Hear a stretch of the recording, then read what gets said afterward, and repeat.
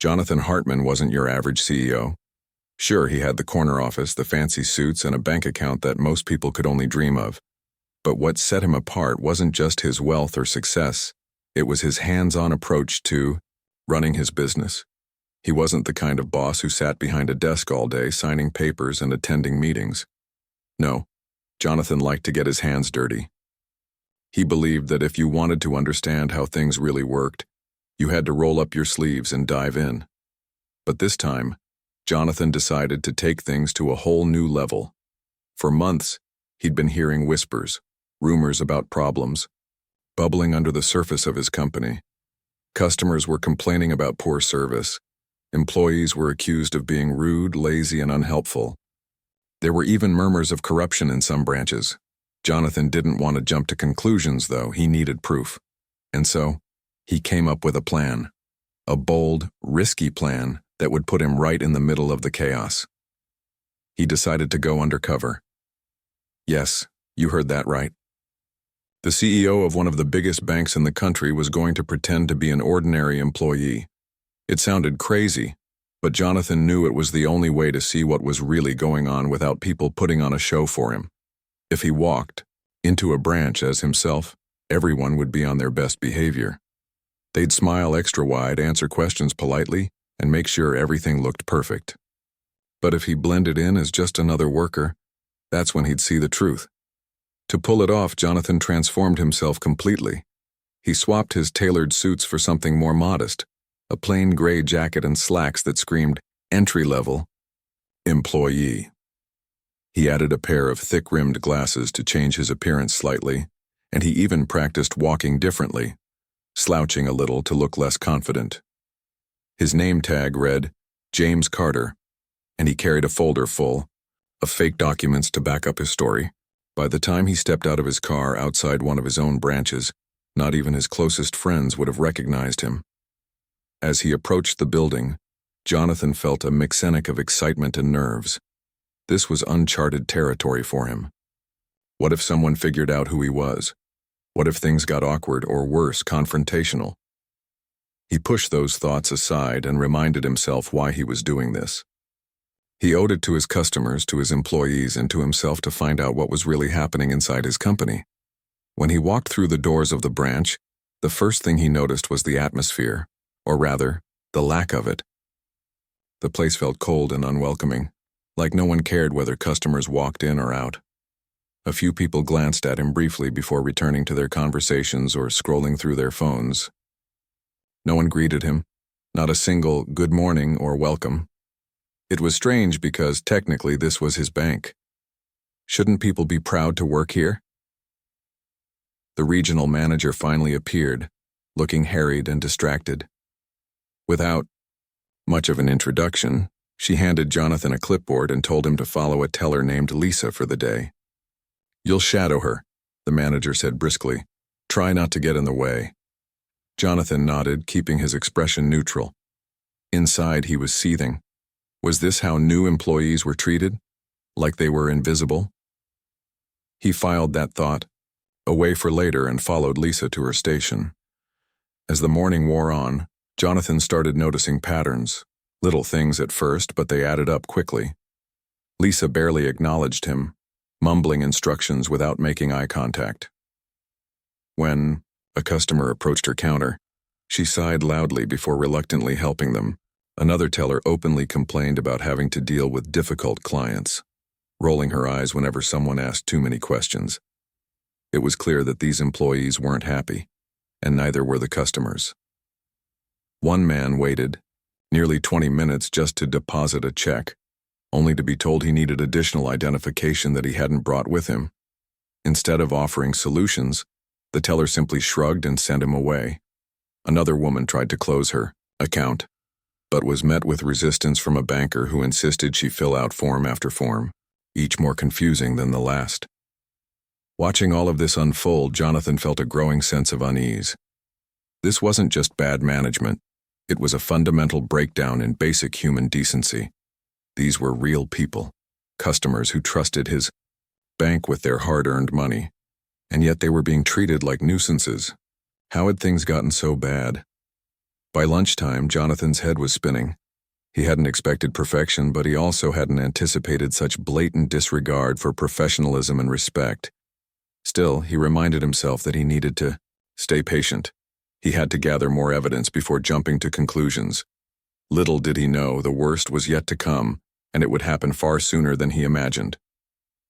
As the day wore on, Jonathan, still undercover as James Carter, began to notice just how deeply rooted the problems were in this branch. At first glance, it seemed like a normal workplace. People were typing away at their computers, answering phones and handling transactions. But the longer he observed, the more cracks started to show. It wasn't just about one rude comment or a single unhelpful employee. This was something bigger, a toxic culture that had taken hold and spread like wildfire.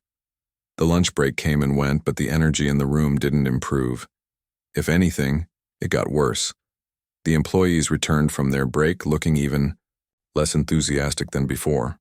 Some slouched in their chairs, staring blankly at their screens.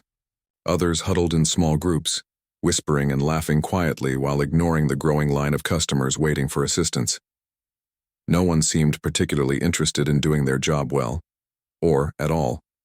Jonathan tried to stay focused on learning the ropes, but it was hard not to feel frustrated. He watched as a young woman approached the counter, clearly nervous. She clutched a small stack of cash in her hand and hesitated before speaking. "Hi," she said softly. "I need to deposit this, please." Instead of offering a smile or reassurance, the teller barely glanced up from her screen.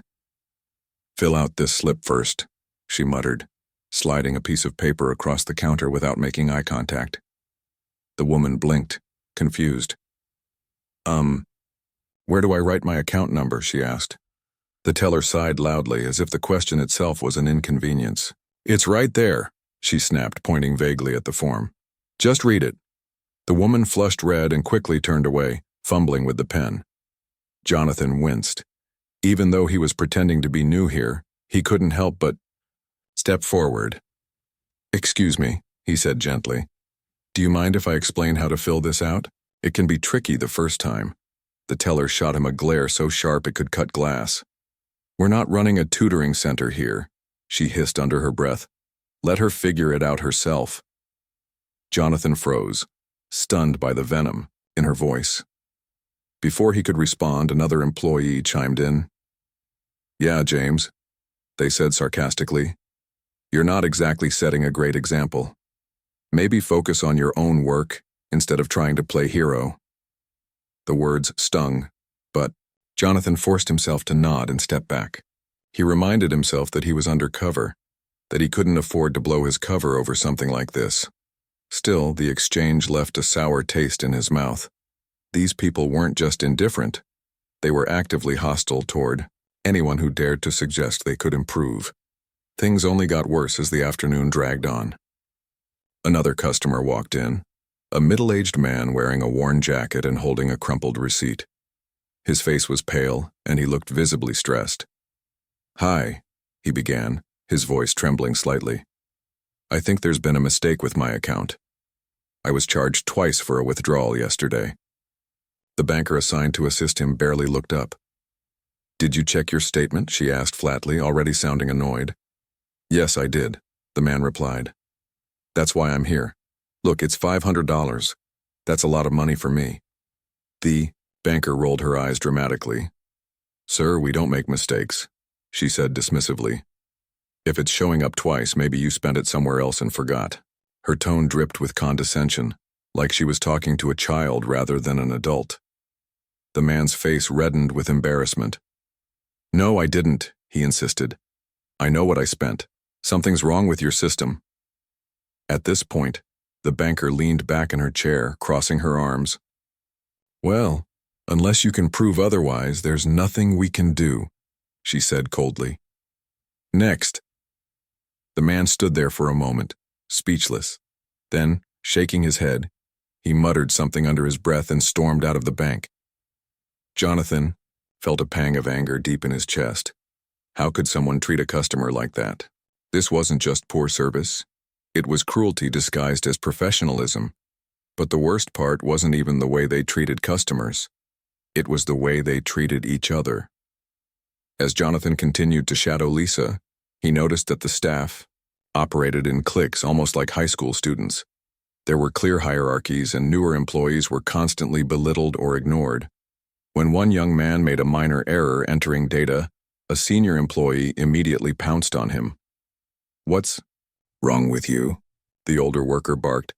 "Can't you follow simple instructions? We don't have time for amateurs around here." The younger man mumbled an apology, his cheeks burning with shame. But the criticism didn't stop. "Maybe you should find a different job," the senior employee added cruelly. "This obviously isn't for you." Jonathan clenched his fists under the table. Every instinct told him to intervene, to defend the kid and call out the bully. But he knew he couldn't. Not yet. So instead, he bit his tongue and kept watching, storing every detail in his memory for later.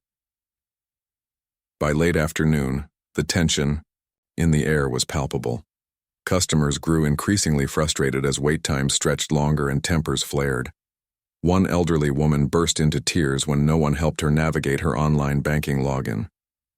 Another man raised his voice after being told he'd have to come back tomorrow because the system is down, even though other employees were clearly using it without issue.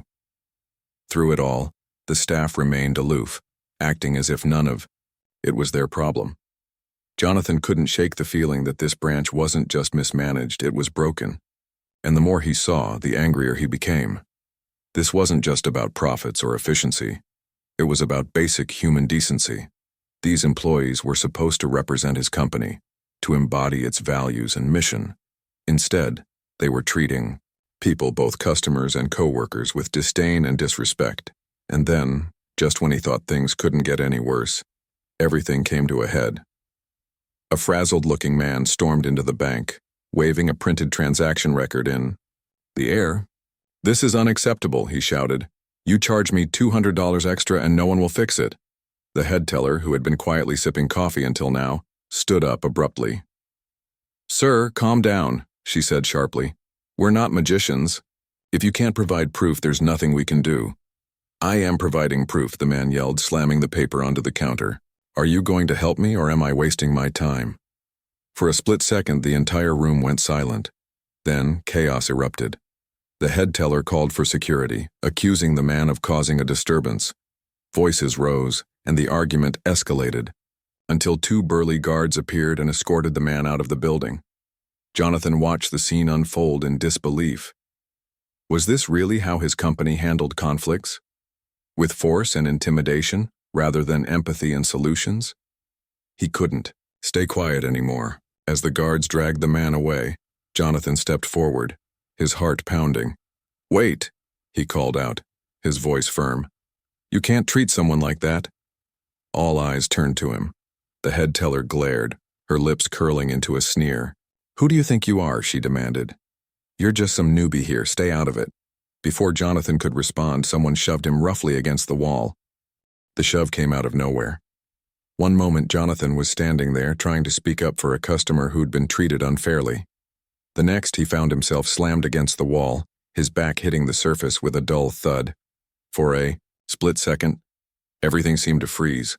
The noise in the room faded and all Jonathan could hear was the sound of his own heartbeat pounding in his ears. He turned his head slowly, his glasses askew, and looked at the person who had pushed him. It was one of the senior employees, a tall, broad-shouldered man with an expression that screamed authority but also arrogance. His face was red, his jaw clenched tight as if he were ready to explode. "What did you just say?" the man growled, leaning closer. "You think you can come in here on your first day and tell us how to do our jobs?"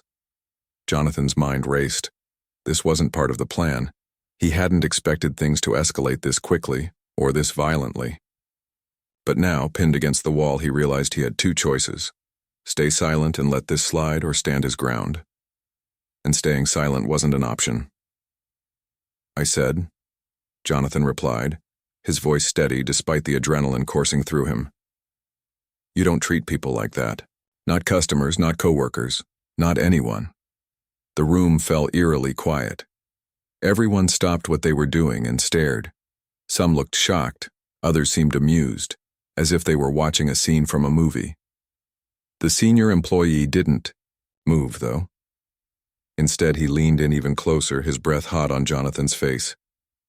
"Listen, kid," he spat. "You're nobody here. You don't know how we run things. So why don't you shut your mouth before you regret it?" Jonathan's fists tightened at his sides. Part of him wanted to lash out, to fight back against the aggression. But another part reminded him of why he was here, to uncover the truth, not to start a brawl. Still, he couldn't let this go unanswered. Taking a deep breath, he locked eyes with the man. "Maybe I don't know how you run things," he said evenly. "But I do know this much. Treating people with respect isn't optional. It's basic human decency." For a moment, no one spoke. The tension in the air was thick enough to cut with a knife. Then, the senior employee stepped back, letting go of Jonathan's arm.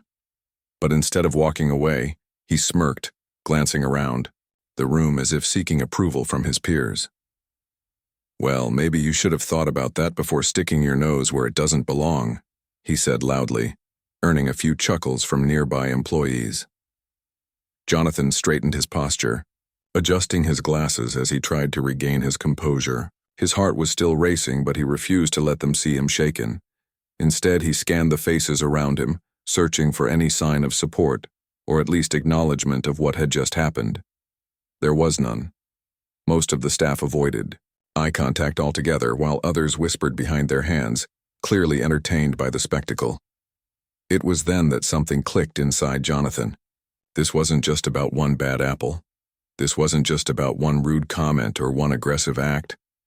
This was systemic. These people weren't behaving this way because they were having a bad day or because they were under pressure. They were acting this way because they believed it was acceptable, because no one had ever told them otherwise. And suddenly, Jonathan felt a wave of clarity wash over him. He didn't need to hold back anymore. He didn't need to play the role of James Carter any longer. If these employees thought they could get away with treating people, customers and co-workers alike, with such blatant disrespect, then they needed to be shown exactly who they were dealing with. Without saying another word, Jonathan reached up and removed his glasses. He tucked them into his pocket, then loosened his tie slightly, letting it hang loosely around his neck. Finally, he rolled up his sleeves, exposing the expensive watch on his wrist. A subtle but unmistakable sign of wealth and status. Every movement was deliberate, calculated to draw attention, and sure enough, the whispers began again. "Wait. Does he look familiar?" someone murmured. "He kind of looks like..." Another voice trailed off uncertainly. Then, without warning, Jonathan raised his voice. "Do you know who I am?" he asked, his tone sharp and commanding. The question hung in the air like a storm cloud, heavy and ominous. Slowly, heads turned toward him. Confusion gave way to recognition and then panic. "Oh my God," one woman whispered, her hand flying to her mouth. "It's him," another exclaimed, pointing frantically. "It's the CEO." A collective gasp rippled through the room as everyone realized the truth. The man they just shoved against the wall wasn't some low-level temp worker. He was Jonathan Hartman, the founder and leader of the entire company, their boss. For a moment, no one moved. No one breathed. The silence was deafening. Then, chaos erupted once again. But this time, it was different. Employees scrambled to compose themselves, smoothing down their clothes and plastering fake smiles onto their faces. Some started apologizing profusely, while others tried to justify their behavior, stumbling over their words in an attempt to explain what had happened. Jonathan held up a hand, silencing them instantly. His expression was unreadable. Calm, almost. Detached, but his eyes burned with intensity. "Let me make one thing clear," he began, his voice cutting through the noise like a blade. "I came here today to see how this branch operates, to understand why our customers are unhappy and why our reputation is suffering. And let me tell you, I've seen more than enough." He paused, letting his words sink in. Every pair of eyes, In the room was fixed on him now, wide with fear and anticipation. "Every single one of you has failed," he continued, his voice rising slightly. "Not just me, not just this company, but the people who trust us with their money. The people who rely on us to help them build better futures for themselves and their families. You've turned this place into a circus, a toxic, disrespectful mess, and I won't tolerate it." The room was deathly quiet now. Even the air conditioning seemed to hum softer, as if holding its breath. Jonathan took a step forward, his gaze sweeping across the crowd.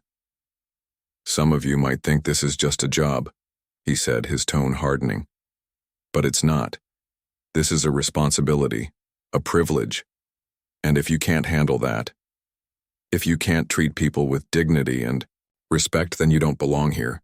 As he spoke, Jonathan pulled out his phone and dialed a number. When someone answered on the other end, he barked a single command: "Get me HR, now." Within minutes, representatives arrived, flanked by security personnel. Jonathan wasted no time issuing orders. "You," he said, pointing directly at the head teller who had dismissed the angry customer earlier. "Pack your things, you're done, and you," his finger swung to the senior employee who had shoved him, "consider yourself fired effective immediately." Gasps echoed throughout the room. People began pleading, explaining, defending themselves. But Jonathan wasn't listening. His decision was final. "As for the rest of you," he added, his voice cold and unyielding, "everyone in this branch is terminated. Effective today." The announcement hit like a bomb. Employees froze in place, stunned. Some burst into tears, while others shouted protests, insisting they hadn't known who he was. But Jonathan remained unmoved. "This isn't personal," he said firmly. "It's business. If you can't uphold the values of this company, then you don't belong here." As the reality of the situation sank in, the room descended into chaos once again. But Jonathan didn't stick around to watch. He turned on his heel and walked out, leaving behind a scene of disbelief, anger, and devastation. As Jonathan walked out of the branch, leaving behind a room full of stunned employees, his mind was racing. What he had just done wasn't just dramatic, it was unprecedented. Firing an entire branch in one fell swoop wasn't something most CEOs would even consider. But Jonathan didn't care about being conventional or playing it safe. He cared about doing what was right. And in that moment, as he stood outside the building, breathing in the cool air and trying to steady his nerves, he knew he had made the only decision possible. Inside, chaos reigned. Employees scrambled to collect their belongings, some sobbing uncontrollably while others angrily demanded answers. "This isn't fair," one shouted as they stormed past HR representatives. "I've worked here for years. You can't just throw me out like this." Another employee grabbed a manager by the arm, pleading desperately. "Please, you have to tell him I'm not like the rest of them. I've always tried my best." But the manager simply shook her head, too afraid or too guilty to intervene. Meanwhile, customers who had been lingering outside the bank began piecing together what had happened. Word spread quickly. A few people clapped when they heard the news, cheering Jonathan's bold move. Others looked on with wide eyes, unsure whether to feel satisfied or shocked. One elderly woman muttered under her breath, "Good riddance." That place needed a shake-up, but Jonathan didn't stick around to hear any of it. He got into his car and drove away, his hands gripping the steering wheel tightly. His heart was still pounding from the adrenaline rush, but beneath that, there was a deep sense of resolve. This wasn't just about punishing bad behavior. It was about sending a message, a loud, clear signal that disrespect and incompetence wouldn't be tolerated anymore. By evening, the story had gone viral. News outlets picked up on the incident almost immediately, running headlines like, "Undercover CEO fired after being assaulted at own bank," and "Entire branch terminated following shocking scene." Social media exploded with reactions. Some praised Jonathan as a hero, applauding him for taking drastic action to clean up his company. Others criticized him, calling his decision extreme and questioning whether firing everyone was really the solution. Jonathan ignored the noise. He knew there would be backlash. There always was when you made big, bold moves. But he also knew this was just the beginning. Cleaning up one branch was only step one. The real challenge lay ahead, rebuilding trust, restoring integrity, and ensuring that this kind of culture never took root again. The next morning, Jonathan called an emergency meeting with his executive team. They gathered in the boardroom, their faces tense with anticipation. No one quite knew what to expect. Was he going to issue a public apology, announce new policies, or maybe backtrack on his decision and reinstate some of the fired employees? Instead, Jonathan started the meeting by laying out exactly what he had witnessed during his undercover visit. He didn't mince words. "What I saw yesterday wasn't just poor customer service," he said, his voice firm but calm. "It was abuse of our clients, of each other, and of everything this company stands for. These weren't isolated incidents. This was a pattern, a culture that had taken over that branch, and if we don't deal with it now, it will spread." His team listened intently, nodding along as he spoke. When he finished, the room was silent for a moment. Then one of his senior executives raised their hand hesitantly. "Sir," they began, "what happens next? Are we planning to investigate other branches? Because if this is happening in one location—" "It's happening elsewhere," Jonathan interrupted, finishing the thought. "That's why we're launching a full review, not just of operations but of culture. Every single branch will be evaluated top to bottom. If we find similar issues, we'll address them immediately. No excuses, no exceptions." He paused, letting the gravity of his words sink in. "But that's not all," he continued. "We're also implementing mandatory training programs for all employees, new hires and veterans alike. Customer service, conflict resolution, teamwork, whatever it takes to remind everyone why we're here, to serve people, not ourselves." The room erupted into murmurs of agreement. It was clear that Jonathan's passion was contagious. Even those who might have doubted his methods before were now fully on board. They could see the determination in his eyes, the unwavering belief that this company could and would be better. Over the following days, Jonathan threw himself into the work of rebuilding. He personally oversaw the hiring process for the revamped branch, making sure every candidate shared his vision for excellence and compassion. He interviewed dozens of applicants himself, asking tough questions designed to gauge not just their skills but their values. "Tell me about a time you went above and beyond for a customer," he'd ask. Or, "How do you handle conflict with a coworker?" He wanted to know who these people were, not just what they could do. When the new team was finally assembled, Jonathan gathered them for an orientation session. Standing at the front of the room, he looked out at their eager faces and felt a surge of hope.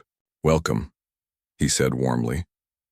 "You've been chosen because you represent the future of this company. Not just because of your qualifications, but because of your character. We're starting fresh here, and I need you to understand something. Very important. This isn't just a job, it's a responsibility." He went on to explain the changes they were implementing, not just in processes, but in mindset.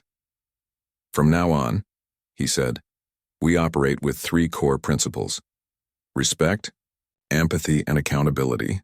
Respect for our customers, empathy for their needs, and accountability for our actions. If you can live by those values, you'll succeed here. If not—" He let the sentence trail off, leaving no room for ambiguity. As the weeks passed, the transformation became evident. Customers noticed the difference immediately. Where once they had been met with indifference or hostility, they now found friendly smiles and genuine assistance. Complaints dropped dramatically, and satisfaction scores soared. Even longtime skeptics admitted that something remarkable had happened. Internally, morale improved as well. The new hires brought energy and enthusiasm to the workplace, creating an atmosphere of collaboration and mutual support. For the first time in years, employees actually enjoyed coming to work. They felt valued, respected, and empowered to make a difference. Of course, not everyone agreed with Jonathan's approach. Critics argued that firing an entire branch was excessive, that it punished innocent workers alongside the guilty. Some former employees filed complaints, accusing the company of unfair treatment. Jonathan listened to their grievances without flinching, acknowledging their pain while standing firm in his convictions. This wasn't about revenge, he told reporters during a press conference. It was about accountability, about holding ourselves to a higher standard. Yes, mistakes were made, but sometimes radical change is necessary to fix deep-rooted problems. I believe in second chances, but only for those willing to learn from their mistakes and commit to doing better.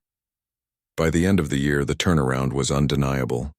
The branch that had once been a source of shame was now a model of success, held up as an example of what was possible when leadership prioritized people over profits. Jonathan's bold move had sparked a company-wide revolution, inspiring other branches to adopt the same principles and practices.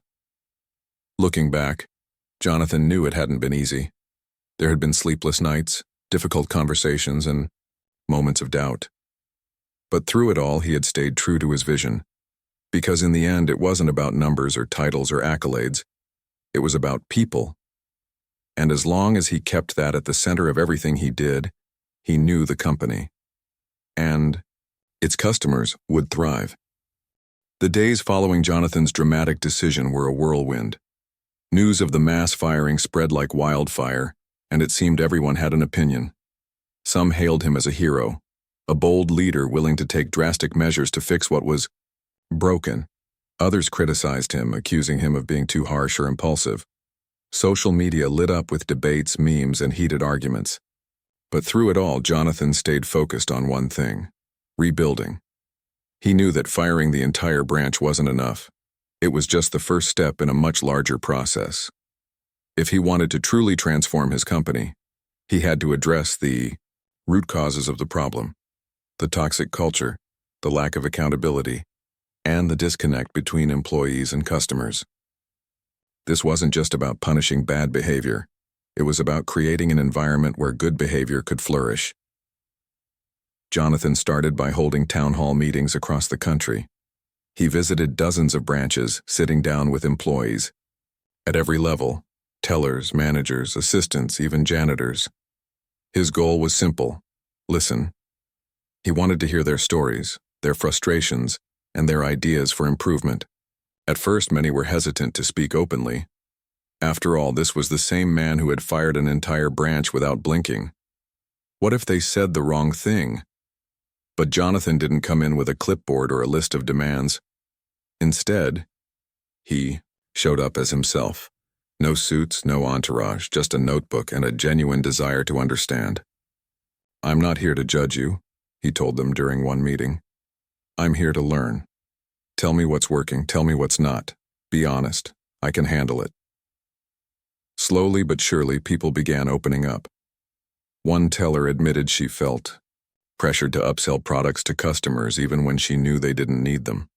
"It's like we're taught to see people as numbers instead of humans," she said, her voice trembling slightly. Another employee confessed that he hated coming to work because of how often coworkers mocked newcomers. "They call it initiation," he explained. "But really, it's bullying."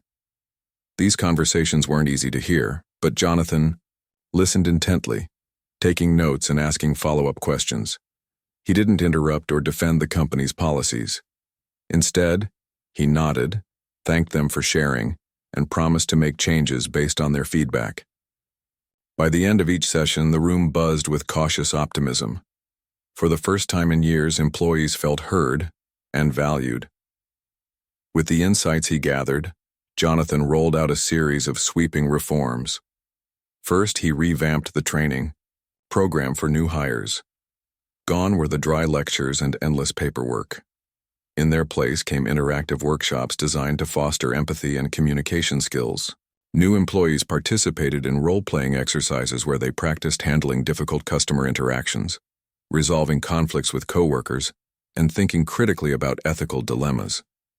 One exercise stood out in particular: the Customer Perspective Challenge. Employees were asked to imagine themselves in the shoes of someone walking into a bank. Someone stressed about money, confused by fees, or frustrated after waiting in line for 20 minutes. Then, they had to write down how they would want to be treated in that situation. The responses were eye-opening. Many realized for the first time how intimidating and overwhelming banking could feel for some people, and how important it was to approach every interaction with kindness and patience. Next, Jonathan introduced a peer recognition system. Every month, employees could nominate colleagues who went above and beyond in serving customers or supporting their team. Winners received small bonuses and public acknowledgement at staff meetings. The idea was simple: celebrate the behaviors you want to encourage. Within weeks, the initiative sparked a wave of positivity. Employees who had once competed against each other now cheered each other on, forming bonds that made the workplace feel less like a battleground and more like a community. Perhaps the most significant change, though, was the introduction of regular check-ins between managers and their teams. These weren't performance reviews or disciplinary meetings. They were opportunities for open dialogue. Managers were trained to ask questions like, "How are you feeling about your workload?" and "Is there anything I can do to support you better?" The goal was to build trust so employees felt comfortable raising concerns before they escalated into bigger problems. Of course, not everyone welcomed these changes with open arms. Some longtime employees pushed back, claiming the new initiatives were unnecessary or overly touchy-feely. "We're bankers, not therapists," one manager grumbled during a training session. Jonathan didn't argue. Instead, he smiled and replied, "Exactly, we're bankers, which means we deal with people's livelihoods every single day. Shouldn't we treat that responsibility with care?" Over time, even the skeptics began to come around. They saw the results firsthand. Happier customers, stronger teamwork, and fewer complaints. Morale skyrocketed and turnover rates plummeted. Employees who had once dreaded coming to work now looked forward to collaborating with their colleagues and helping clients achieve their financial goals. Meanwhile, Jonathan kept a close eye on the newly rehired branch, the one he had fired en masse. Rebuilding it from scratch wasn't easy, but he poured everything he had into making it a success.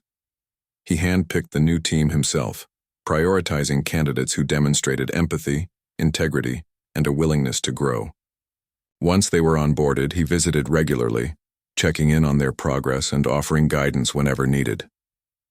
During one such visit, a young teller approached him nervously. "Mr. Hartman," she began, fidgeting with her badge, "I just wanted to say thank you for giving us a second chance. I know what happened before. Well, it wasn't pretty.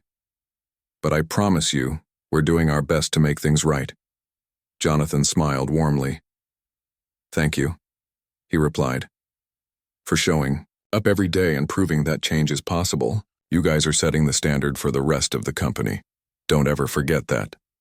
By the end of the year, the branch had become a shining example of what the company could achieve. Customer satisfaction scores soared, and revenue hit record highs, not because of aggressive sales tactics, but because people genuinely enjoyed doing business there. Word-of-mouth praise brought in new clients, while glowing online reviews boosted the bank's reputation nationwide. Still, Jonathan knew the journey wasn't over. Transforming a single branch was one thing. Transforming an entire organization was another. There would always be challenges, setbacks, and moments of doubt. But as long as he kept listening, learning, and leading with heart, he believed anything was possible. And so, he pressed on, determined to prove that success wasn't measured by profits alone, but by the lives touched along the way. Months had passed since the dramatic events at the branch, and Jonathan Hartman found himself reflecting on everything that had happened. Sitting in his office late one evening, he stared out the window at the city skyline, the lights twinkling, like tiny reminders of the people who trusted his company with their livelihoods. He thought about the customers, the ones who walked into his branches every day hoping for help, guidance, or simply a little kindness. And he thought about his employees, the good, the bad, and everyone in between. What started as a bold experiment, going undercover to uncover the truth, had turned into something far bigger than he ever imagined. It wasn't just about fixing One broken branch. It was about redefining what leadership meant in today's world. For Jonathan, this experience had taught him lessons he'd carry for the rest of his life. The first lesson was humility. Before going undercover, Jonathan had always prided himself on knowing his business inside and out. After all, he'd built it from scratch. He knew the numbers, the strategies, and the goals better than anyone. But walking into that branch as James Carter showed him how much he didn't know. He realized that leadership wasn't just about making decisions from the top. It was about understanding the people on the ground, the ones doing the actual work. Without them, no amount of vision or strategy could succeed. This realization hit him hardest during those early days after the firings. When critics accused him of being too harsh, he initially bristled at the criticism. But over time, he began to see where they were coming from. Yes, drastic action had been necessary, but it came at a cost. Some of the employees he fired weren't inherently bad people. They were products of a toxic system. They deserved second chances, not just punishment. That's why rebuilding the branch became so important to him. Not just to prove the critics wrong, but to show that change was possible when you invested in people. The second lesson was empathy. Going undercover forced Jonathan to confront uncomfortable truths about human nature. People weren't rude or lazy because they wanted to be. They acted that way because they felt powerless, unappreciated, or stuck in a culture that rewarded selfishness over service. Once Jonathan understood this, he stopped seeing his employees as problems to solve and started seeing them as individuals with hopes, fears, and dreams of their own. He remembered one employee from the revamped branch, a young woman who worked tirelessly to help an elderly customer set up online banking. The man had been hesitant at first, insisting he preferred paper statements. But she didn't give up. She patiently walked him through each step, explaining how digital tools could simplify his life. By the end of the session, the man was smiling, thanking her for her patience. Later, Jonathan asked her why she went above and beyond for someone who seemed resistant. Her answer stayed with him. Because I used to watch my grandpa struggle with technology. I know how frustrating it can be. That moment reminded Jonathan that behind every transaction, there was a story. Banking wasn't just about numbers, it was about people trying to build better futures for themselves and their families. Empathy wasn't just a buzzword, it was the foundation of good service. The third lesson was accountability, not just for others, but for himself. Firing the entire branch had been a wake-up call for everyone involved, including Jonathan. As CEO, he couldn't blame frontline employees entirely for the company's failures. Ultimately, the buck stopped with him. If the culture had become toxic, it was because he hadn't done enough to prevent it. From now on, he vowed to lead by example, to hold himself to the same standards he demanded of his team. To demonstrate this commitment, Jonathan implemented a new policy: open door hours. Every Friday afternoon, he made himself available to any employee who wanted to talk. No appointments, no filters, just honest conversation. At first, turnout was sparse. Employees were wary, unsure if their concerns would actually be heard. But over time, more and more people began showing up, sharing ideas, asking questions, and even challenging some of his decisions. Jonathan welcomed it all, knowing that true leadership meant listening, even when it was uncomfortable. As word of these changes spread, the company's reputation began to shift. Customers noticed the difference immediately. Where once they had been treated like inconveniences, they now felt valued and respected. Complaints dropped significantly, while positive feedback poured in. One letter stood out in particular. Single mother wrote to thank the bank for helping her consolidate her debt and create a budget that allowed her to save for her child's education. "You've given me hope," she wrote. "For the first time in years, I feel like I'm not drowning." Reading that letter brought tears to Jonathan's eyes. It reminded him why he started this journey in the first place, not for profits or accolades, but to make a real difference in people's lives. Of course, challenges remained. Not every branch transformed overnight, and not every employee embraced the new culture. There were still moments of frustration, missteps, and setbacks, but Jonathan refused to let perfection become the enemy of progress. He celebrated small victories along the way, knowing that lasting change took time. Looking back, Jonathan realized that the hardest part of leadership wasn't making tough decisions. It was staying true to your values, even when it was difficult. Firing that branch had been brutal, but it sent a powerful message. No one was above reproach, not even the CEO. By holding himself accountable, Jonathan proved that leadership wasn't just about authority, it was about integrity. And so, as he sat there in his office watching the city lights flicker, Jonathan felt a deep sense of gratitude. Gratitude for the lessons he'd learned, the people he'd met, and the opportunity to rebuild something stronger than before. He knew the road ahead wouldn't always be smooth, but he also knew this. As long as he kept putting people first, the company and its customers would thrive. Sometimes justice required slamming the door shut on the past to build a brighter future. And sometimes it required opening your heart to the humanity of those around you. For Jonathan Hartman, both were equally important.